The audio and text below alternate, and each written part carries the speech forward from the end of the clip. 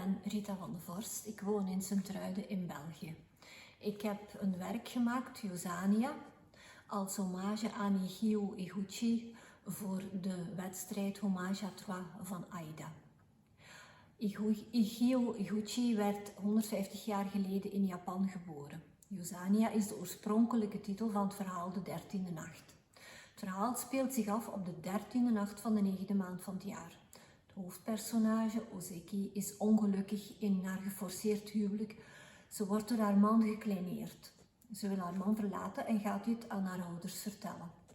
Nog voor ze het huis betreedt, hoort ze haar vader tegen haar moeder zeggen hoe goed hun kinderen het doen.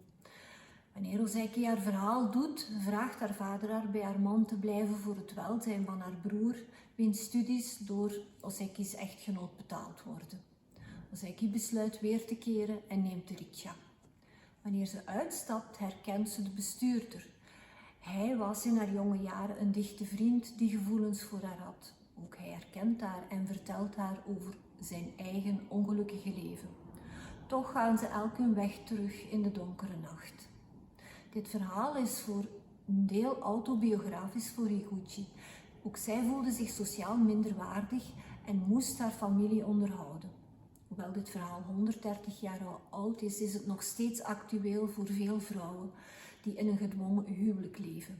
Daarom heb ik de schrijfster een hedendaags kapsel gegeven. De kraanvogels staan voor hoop, in traditie van Hiroshima. Hoop die verdwijnt in de donkerte van de nacht. Ik heb mijn werk gemaakt in mezzotint.